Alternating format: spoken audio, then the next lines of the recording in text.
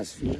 Majina ninaitwa Mwalimu Deorosha, natokea mkoa wa Songwe, lakini sasa hivi niko Kagera, eneo ambalo linaitwa Rwambaizi, wilaya ya Karagwe, na tuko hapa kwa ajili ya semina na convention ya taifa ambayo inaendelea, na mimi nimepelekwa kijiji kimoja kinaitwa Rwambaizi, afu eneo linaitwa wilaya ya Karagwe. Sasa neno ambalo nimekuja nalo asubuhi ya leo neno linalosema hivi katika kitabu cha Zaburi sura ya 3 kwa neno la Bwana mbingu zilifanywa, na kwa jeshi lake lote kwa pumzi yake kinywa chake. Yani lilifanywa kwa pumzi yake na kwa neno la Bwana.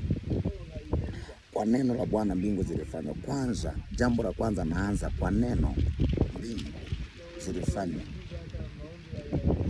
Kwa nikawa ninafikiria kwamba kama neno lilifanya mbingu, ninaliomba hilo neno lije kwako, lifanye kitu kwenye maisha yako cha mabadiliko. Bwana asifiwe. Kwa hiyo kwa neno la Bwana mbingu zilifanywa, na jeshi lake kwa pumzi yake lilifanyika. Haleluya. Kwa hiyo kama kuna jambo kwenye maisha yako unataka lishughulikiwe, hakikisha unakuwa na neno ya kuliondoa hilo jambo lililo kwenye maisha yako. Hakikisha unalishughulikia hilo jambo ambalo liko kwenye maisha yako. Bwana asifiwe. Sasa unalishughulikieje jambo ambalo liko kwenye maisha yako? Ni kwa neno la Bwana. Kitu kingine ambacho kinawatesa watu wengi sana, tufungue kitabu cha Yohana. Kitabu cha Yohana.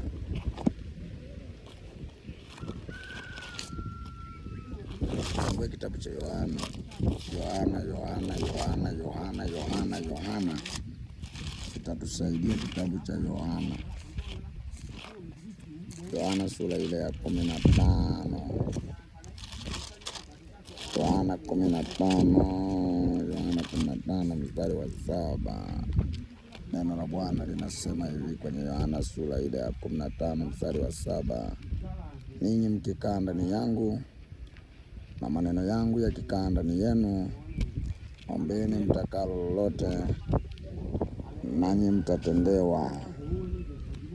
Umeelewa hicho kitu? Ninyi mkikaa ndani yangu na maneno yangu yakikaa ndani yenu, ombeni mtakalo lolote, nanyi mtatendewa. Hivyo utukuzwa Baba yangu kwa vile mzaavyo sana. Hivyo utukuza Baba yangu wa mbinguni kwa vile mzaavyo sana. Kwa hiyo habari ambayo ninakupa asubuhi ya leo ni kwamba neno la Mungu linaweza kuleta matokeo kwenye maisha yako. Kwa nini linaleta matokeo hilo neno? Neno linaleta matokeo ndani yako na kubadilisha na vitu kuanza kufanyika. Jambo la kwanza, lazima uwe na swali la kujiuliza.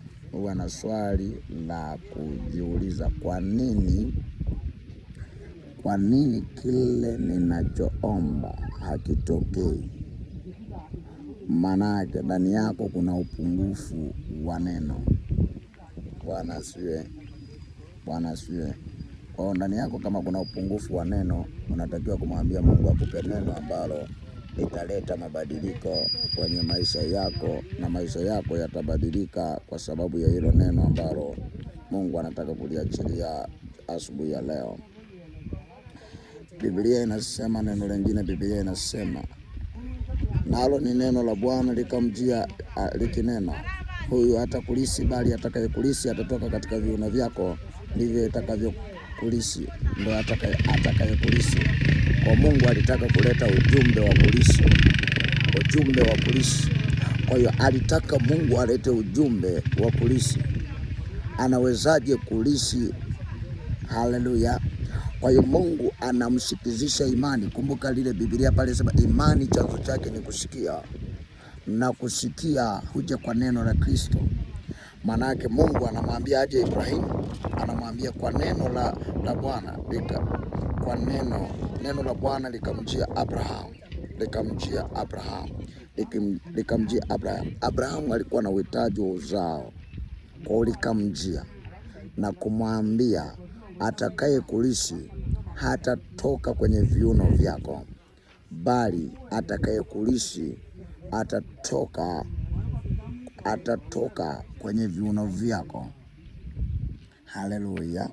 Anamwambia, neno la Bwana likamjia likinena, huyo atakaye kulisi bali atakayetoka katika viuno vyako ndiye atakaye kulisi. Bwana asifiwe. Kwa kuna mambo ambayo sasa katika maisha yako ambacho unatakiwa kupambana nacho wakati huu ni kupambana na kulitafuta ile neno litakalokusaidia kuwa ni neno lako la mapambano mahali unapopitia. Inawezekana ni tasa, tafuta neno litakaloshughulika na utasa wako. Tafuta neno. Mwanzo sura ya 18 mstari wa 10 anasema, kuna neno gani lililo gumu la kumshinda Bwana? Kwa muhula wake nitakurudia wakati huu mwakani, na Sara atapata mwana wa kiume. Majira kama haya nitakurudia, na Sara mwanao atapata mtoto. Haleluya. Atamrudia kuja kushuhudia kile Mungu alichomsemesha. Kwa hiyo kwa neno la Bwana yalifanyika majeshi yake yote, na kwa hilo neno Mungu anawaambia kabisa, mimi ni Mungu, mimi ni Mungu. Haleluya. Bwana asifiwe. Kumbuka kwenye ile Mwanzo sura ile ya 15 mstari wa 1, baada ya mambo hayo neno la Bwana likamjia Abrahamu katika njozi likinena, katika ndoto likinena, usiogope. Unaona, Mungu anamhakikishia Ibrahimu usiogope. Kuna mambo unaweza kuyaona na wewe huwezi kuyafikia katika ulimwengu wa roho. Neno la Bwana likakujia katika ndoto. Kuna vitu ambavyo kuna wakati mwingine unaweza kuwatasa na ukaona umepakata mtoto, ilo neno liweke mikononi mwa Bwana. Inawezekana umekaa mahali ukaona kuna kitu ambacho hakileti mabadiliko. Sasa unaweza ukaenda na Bwana akaleta matokeo. Abrahamu, mimi ni ngao yako na sababu yako kubwa sana. Neno la Bwana likamjia likinena, huyu atakaye kulisi bali atakayetoka katika viuno vyako ndiye atakaye kulisi. Ibrahimu aliyahifadhi hayo maneno. Ni maneno ya Mungu ambayo yanamuondolea Ibrahimu ile hali aliyoizoea kwamba yeye mkewe hawezi pata mtoto. Kwa hiyo Mungu akamtokea katika njozi kumwambia, atakaye kulisi sio huyo mjakazi ambaye amekupatia mtoto. Atakaye kulisi atatoka kwenye viuno vyako mwenyewe na kwenye tumbo la Sara mkewe. Alafu ule mstari wa 18 anasemaje? Anasema hivi, Sara, majira kama haya Bwana nitakurudia majira kama haya. Nataka nikwambie kuna watu ambao Bwana anaenda kuwarudia kwenye maisha yake. Na kwa neno la Bwana kuna vitu vinakwenda kufanyika kwenye maisha yako ambavyo ulikuwa uwezi kufanya. Ninatangaza katika damu ya Yesu wa Nazareth, Mungu akaanze kufanya vitu vikubwa vya pekee, vitu ambavyo sio vya kawaida kwenye maisha yako. Mungu akaanze kuviachilia katika damu ya Yesu aliye hai. Maana kwa neno lake mbingu zilifanyika, na kwa neno lake likafanyika jeshi lake lote, na kwa pumzi yake ikawe hivyo. Neno la Mungu litakapokuwa juu yako, yale mambo ambayo ulikuwa uwezi fanya, yale mambo ambayo ulikuwa uwezi kutengeneza, yale vitu ambavyo hujawahi kuviona kwenye maisha yako, kwa neno la Bwana vikaanze kufanyika katika Kristo Yesu aliye hai. Vikaanze kufanyika katika Kristo ya Yesu aliye hai. Wewe Bwana ulisema, neno langu likikaa kwa wingi ndani yenu, na ukasema mkikaa ndani yangu na maneno yangu yakikaa ndani yenu, Ombeni mtakalo, lolote mtatendewa. Ninatangaza jioni ya leo, ninatangaza asubuhi ya leo, katika jina la Yesu wa Nazareti aliye hai. Nimekaa ndani yako na maneno yako yamekaa ndani yangu. Natangaza juu ya yule mtu ambaye Bwana mlango wa kuzimu umekamata maisha yake, sawasawa na neno la ile Mathayo sura ya 16. Unasema nimekupa mamlaka ya kufunga, ya kufungua, ya kutawala. Natangaza utawala katika jina la Yesu aliye hai. Natangaza baraka katika jina la Yesu aliye hai. Mstari ule wa 21:12, Mwanzo 21:12. Mungu akamwambia Abrahamu, neno hili lisiwe baya machoni pako kwa ajili ya huyu mwana na huyo mjakazi wako.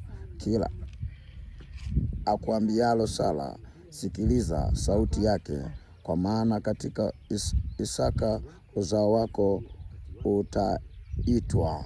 Katika Isaka uzao wako utaitwa. Kwa hiyo kwa neno hilo Mungu akuletee matokeo kwa damu ya Yesu wa Nazareti.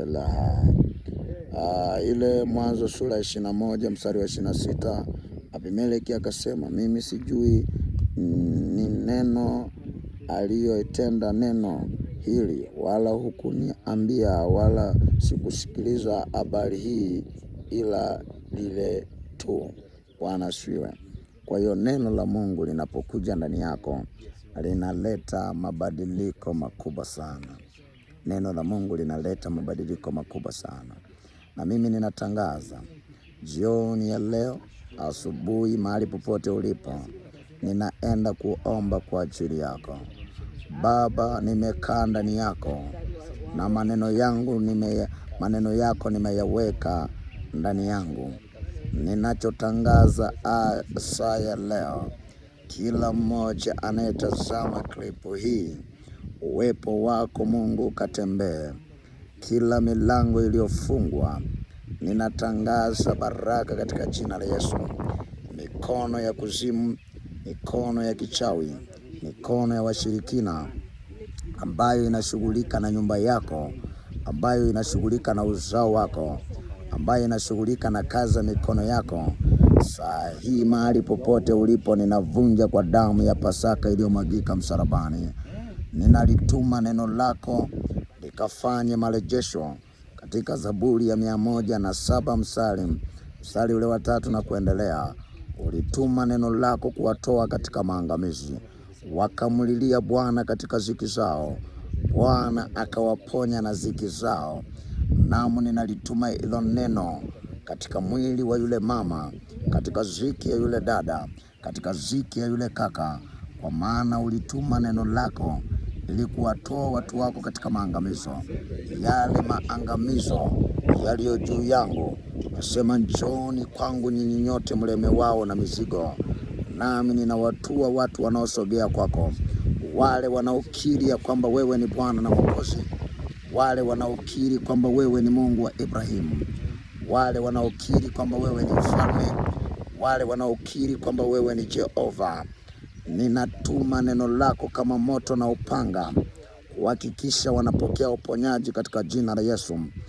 Wiki hii na mwezi huu wa 6 katikati ya mwaka, ninalituma neno lako kwenye ofisi zao, ninalituma neno lako kwenye kazi za mikono yao, ninalituma neno lako mahali popote pale walipofungwa. Kila kifungo cha kipepo, kila kifungo cha falme, kila kifungo cha giza, katika jina la Yesu wa Nazareti. Kila pando, kila mbegu, kila uchawi, kila ushirikina, kila aina ya ufalme, kwa damu ya Pasaka wa Nazareti, kwa damu ya Pasaka wa Nazareti. Mungu wa Abrahamu, ninavunja kazi za ibilisi ambazo zimezunguka mikono yako. Ninavunja kazi za kichawi ambazo zimezunguka miguu yako. Ninavunja kazi za kishirikina ambazo zimesimama kati yako, kwa damu ya Yesu, kwa damu ya Pasaka, kwa damu ya rehema, kwa damu ya msalaba. Mungu na ijulikane kwamba wewe ni Mungu, na neno lako linakaa ndani yetu kama Elia. Ninatuma moto wa uponyaji na ufufuo, chochote ambacho kimezuiliwa katika jina la Yesu. Kila maangamizi yaliyo juu yako, maangamizi yaliyo nyumbani kwako, maangamizi yaliyo katika lango, kwa damu ya Pasaka wa Nazareti, Baba, ninasambaratisha kila kazi za kuzimu, ninasambaratisha kila kazi za ibilisi kati ya huyu mtu ambaye yuko kwenye njia ya mtandao. Upako na neema na roho ya kuinuliwa